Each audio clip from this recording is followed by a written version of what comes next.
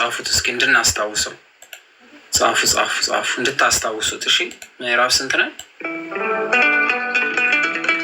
ምዕራፍ 4።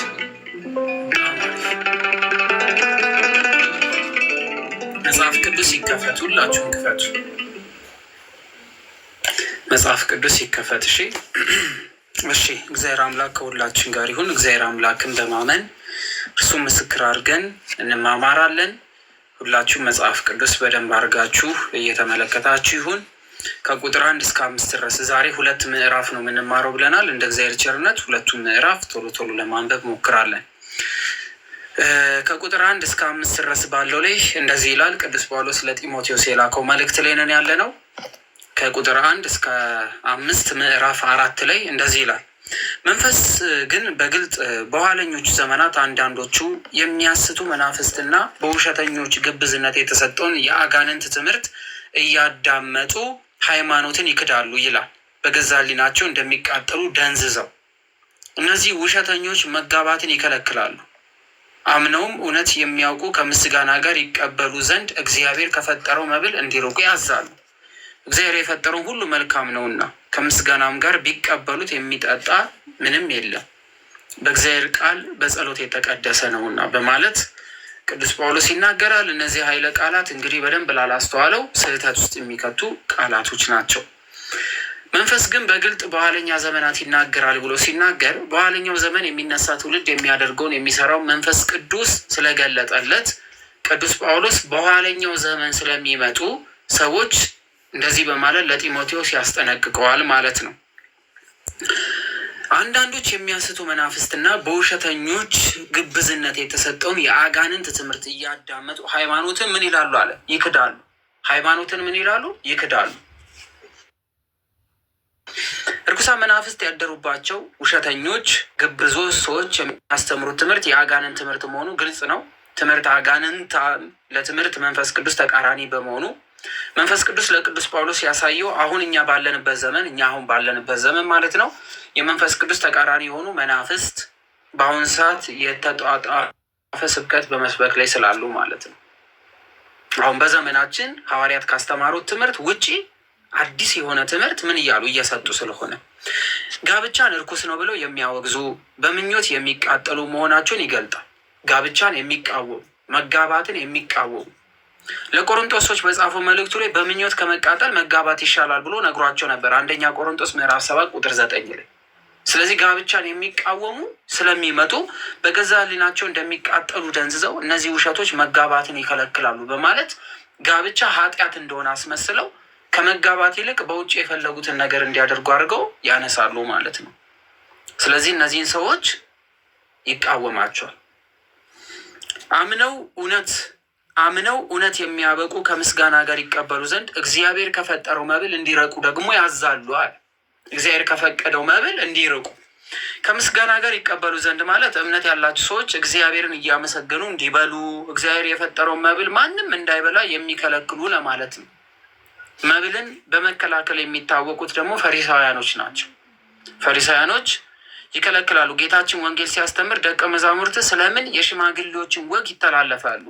እንጀራ ሲበሉ እጃቸውን አይታጠቡምና በማለት በድንጋይ ለመውገር እነሱን ሕግ እንደሻሩ ለማድረግ እጅ እንኳን ባለመታጠብ ውስጥ ሲከለክሉ እናያለን። ጌታችንም እንዲህ የሚል መልስ ሰጥቷል። ሰውን የሚያረክሰው ወደ አፍ የሚገባ አይደለም፣ ከአፍ የሚወጣ ግን ሰውን የሚያረክሰው ይህ ነው በማለት ማቴዎስ 15 ላይ ተናግሯቸዋል። አንድ ሰው እጁን ሳይታጠብ ቢበላ ረከሰ አይባልም። የጤና ችግር ግን ያጋጥመው ረክሷል አይባልም። እነዚህ አይሁዳኖች እጅ ሳይታጠቡ መብላትን እንደ እርኩስነት ከእግዚአብሔር መንግስት እንደ መነጠል አድርገው ሕግ አድርገው ስላስቀመጡ ማለት ነው።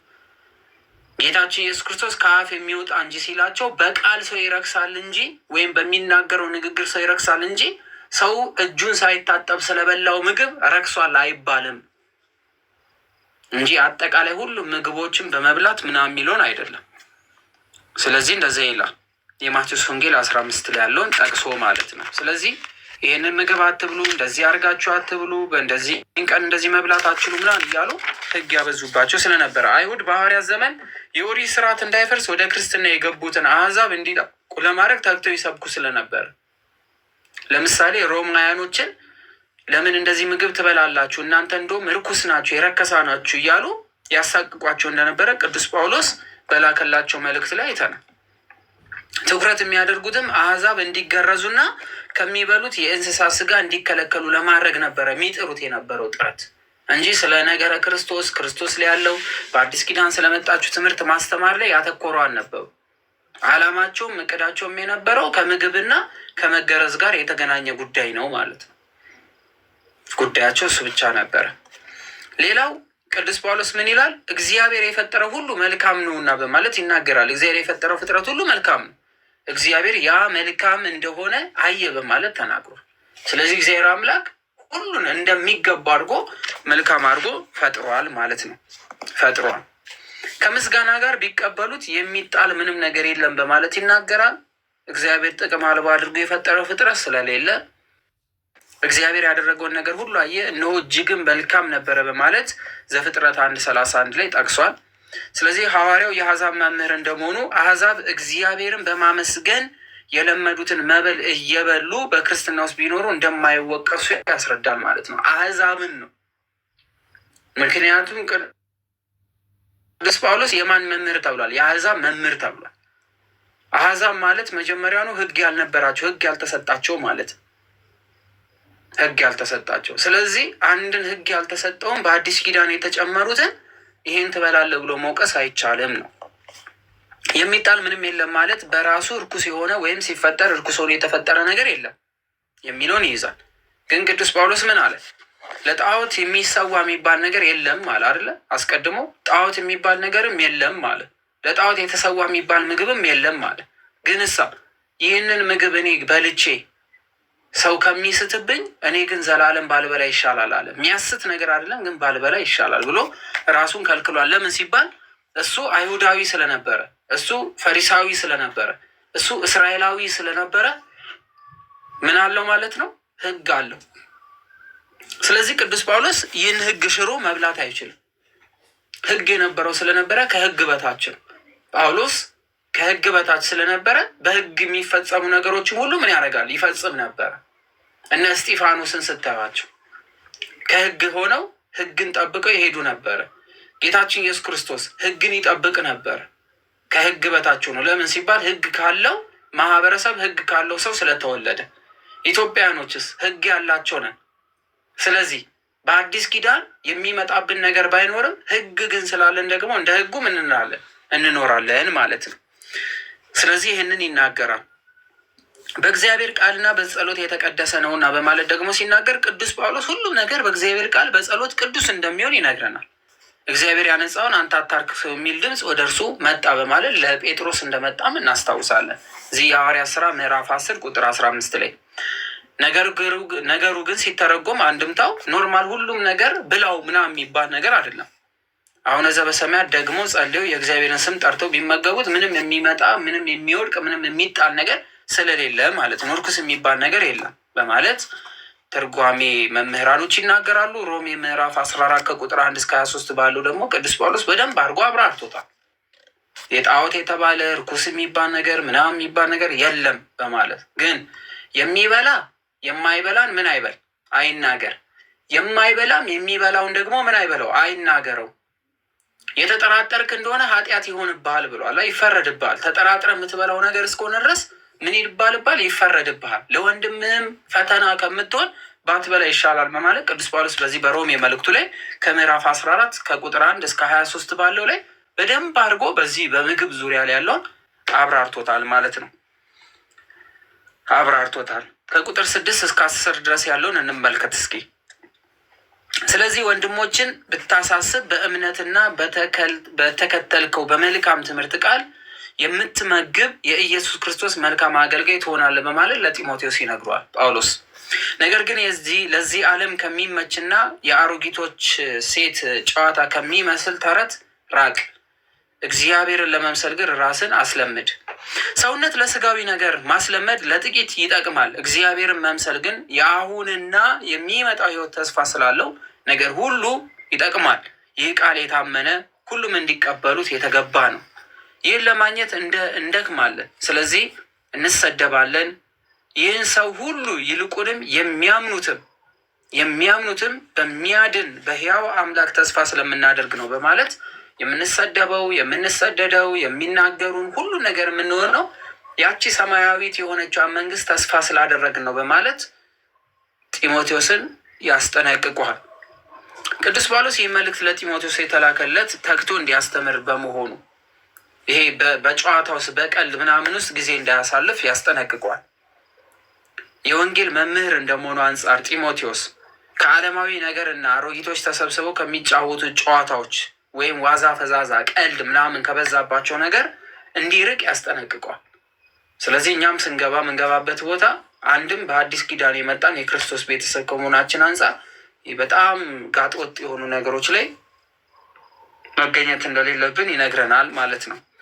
እግዚአብሔርን ለመምሰል ግን ራስን አስለምድ የሚለው እግዚአብሔርን መምሰል ማለት በመከራ ውስጥ ለመሄድ መከራ ለመቃበል ክርስቶስ በምድር ላይ ሲመላለስ ያስተማረውን ትምህርት ሁሉ ለመስራት ለወንጌል ራስን ለማስገዛት ለእነዚህ ነገሮች ጢሞቴዎስ እንዲተጋ ቅዱስ ጳውሎስ ምሳሌ እንዲሆናቸውም ያስጠነቅቋል።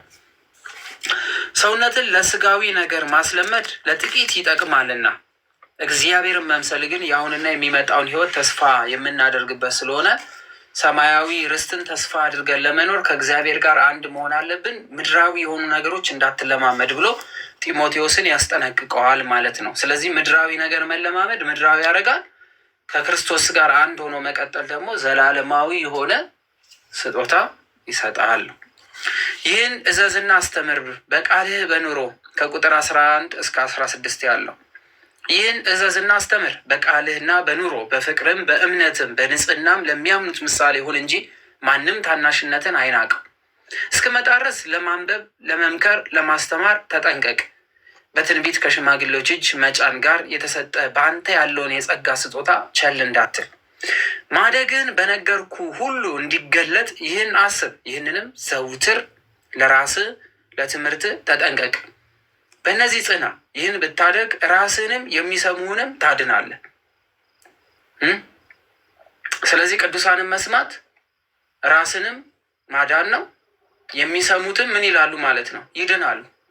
በማን ቃል? በቅዱሳኑ ቃል። ጢሞቴዎስ ምንድን ነው? ቅዱሳን ከምንላቸው ማለት አንዱ ነው። ቅዱሳን ማለት በክርስቶስ አምነው በክርስቶስ የተቀደሰ ማለት ነው አይደለ? ስለዚህ ከቅዱሳን ማለት አንዱ ጢሞቴዎስ ነው። ስለዚህ ጢሞቴዎስ አሁን ጳውሎስ በጻፈለን መንገድ ከሄደ መጀመሪያ ምን ይላል? ራሱን ያድናል። ድኗል እኮ አይደል? መጀመሪያውኑ ክርስቶስን ሲያምን እኮ ምን ብሏል? ድኗል። ግን ታዲያ ቅዱስ ጳውሎስ የዳኑን እንዴት ትድናለህ ይለዋል? ድኗል እንዴ? መጀመሪያ ተጠምቋል። ክርስቶስን አምኖ አይደለ የዳነው? ስለዚህ የዳነውን ትድናለህ ማለት ምንድን ነው ስንል ከሚመጣ ህይወት ትድናለህ። ሁለት ነገር ስለሚጠብቀው ሞትና ምን ህይወት ስላለ። ስለዚህ አሁን ኦርቶዶክሳዊ የሆነ ትምህርት እዚህ ጋር ይገባል ማለት ነው። ድኛለሁ፣ አሁን የታዘዘውን ነገር ሲጠብቅ እየዳንኩ ነው፣ መዳኑን እየፈጸመ ነው። ስለዚህ ደግሞ ይሄን ነገር ፈጽሞ ደግሞ ተስፋ ሲያደርግ ምን ይሆናል? ይድናል። እንድናለን ብለን ተስፋ እናደርጋለን። ይህ ነው መጽሐፍ ቅዱሳዊ ትምህርት፣ ከየትም የመጣ ትምህርት ስላልሆነ። ስለዚህ ለራስህ ለትምህርት ተጠንቀቅ አለው። ስለዚህ እስካሁን ድረስ የተነገረውን ቅዱስ ጳውሎስ ያስተማረውን ትምህርት ቢክድ ይሞታል። ድህነት አንዴ ተፈጽሞልኛል ብሎ አይቀመጥም ማለት ነው። ይሄንን ከፈጸመስ ግን ይድናል። ከምን ከአዳማዊ ሞት። ከአዳማዊ ሞትማ ድኗል እኮ በመስቀል ተሰቅሎ ክርስቶስን ሲያምን ድኗል። ከምንድን ነው የሚድነው? ከሞት ፍርድ፣ ከሚመጣው ፍርድ ምን ይላል? ይድናል። ስለዚህ ቅዱስ ጳውሎስ ለራስህ ለትምህርት ተጠንቀቅ፣ በእነዚህ ጽና፣ ይህን ብታደርግ ራስህንም የሚሰሙንም ምን ትላለህ? ታድናለህ። ስለዚህ ይህን መስማት ምን ያደርገናል? ያድነናል ማለት ነው። ማንም ታናሽነትን አይናቀው ሲለው ጢሞቴዎስ በእድሜ በወጣቶች ደረጃ ያለ ሰው ስለሆነ አዛውንቶች እድሜያቸው የገፉ ምናምን ደግሞ ካመኑት መሀል ስላሉ ይሄ ወጣት ነው ምን ህፃን ነው ምናምን እንዳይሉት ማለት ነው። ስለዚህ ማንም ምንህን አይናቀው፣ ታናሽነትን አይናቀው በማለት ቅዱስ ጳውሎስ ይነግረዋል። ታናሽነቱ እንዳይናቅ ደግሞ ቅዱስ ጳውሎስ በነገረው መንገድ ሁሉ እንዲሄድ ያስጠነቅቀዋል። ለምሳሌ እስክመጣ ድረስ ለማንበብ ለመምከር ለማስተማር ተጠንቀቅ ይሏል። በቃኝ ብሎ መቀመጥ አይችልም። ጢሞቴዎስ ምን ይላል? ያነባል። ጢሞቴዎስ አይ በቃ እኔ መምከር አልችልም እንዳይል ምከር ይሏል። ጢሞቴዎስ ታናሽ ቢሆንም ምን ይሏል? የወንጌል አርበኛ ነው፣ ወንጌልን የሚሰብክ ነውና አስተምር ይሏል እስከምመጣ ድረስ። ስለዚህ ማንበብ አለበት፣ መምከር አለበት፣ ማስተማር አለበት። ምንድነው የሚያነበው ስንል ወንጌል ያኔ አልተጻፈማ። ወንጌል ገና አልተጻፈም። እነ ቅዱስ ጳውሎስ እንደዚህ አይነት ወሬ በሚያወሩበት ሳሌ ወንጌል በቃል ነው እየተሰበክ ያለው። ወንጌል አልተጻፈችም። ወንጌል ገና አልተጻፈችም። ስለዚህ የቃል ትምህርት ነው። የሚላላኩትን መልእክት እንዲያነብ፣ አሁን ቅዱስ ጳውሎስ የላከለትን መልእክት ጠብቆ እንዲሄድ፣ አስቀድሞ ደግሞ የተጻፉትን የትንቢት ቃላቶችን እነዛ በብሉይ የነበሩትን ክፍል እንዲያነብ፣ እንዲጠነክር ይነግረዋል ማለት ነው። ይነግረዋል ማስተማሩን እንዲቀጥል፣ ጠንካራ ሆኖ እንዲቀጥል። ጌታችን መድኃኒታችን ኢየሱስ ክርስቶስ የማቴዎስ ወንጌል ምዕራፍ 22 ቁጥር 29 ላይ ምዕራፍ 22 ቁጥር 29 ላይ አንድ ኃይለ ቃል አስቀምጦ ነበረ። መጽሐፍትንና የእግዚአብሔርን ኃይል አታውቁምና ትስታላችሁ ብሏቸው ነበረ። ስለዚህ ቅዱስ ጳውሎስ አንብብ ሲለው ጢሞቴዎስ እንዳይስት ነው። እንዳይስት መጽሐፍትን ካወቀ ክርስቶስን ያውቋል። መጽሐፍትን ካወቀ የክርስቶስን አመጣጡን ያውቋል። ስለዚህ ከዚህ አንጻር እንዲያነብ፣ እንዲጠይቅ፣ እንዲረዳ ያስጠነቅቀዋል ማለት ነው። ምን ይሏል? ያስጠነቅቀዋል። በትንቢት ከሽማግሌዎች እጅ መጫን ጋር የተሰጠን በአንተ ያለውን ጸጋ ስጦታ ቸል አትበል ይለዋል። በትንቢት ሲል ትንቢት የመናገር ጸጋ ተሰጥቶታል ለጢሞቴዎስ። ከሽማግሌዎች እጅ መጫን የሚለው እጁን በመጫን ካህናትን መሾም የሚችልበት ስልጣን ተሰጥቶታል። ስለዚህ ቅዱስ ጢሞቴዎስ ሁለት ጸጋዎች የበለጠ በዝተውለታል። የመጀመሪያው ትንቢት መናገር ነው። ትንቢት ማለት ቃል መናገር፣ ማስተማር፣ የመግለጥ እነዚህ ስጦታዎች ተሰጥተውታል። ሁለተኛው ስጦታው ደግሞ ሀብተ ጸጋ ወይም ደግሞ ሹመት መስጠት ተሰጥቶታል ማለት ነው። ስለዚህ በእነዚህ ማየት እንችላለን።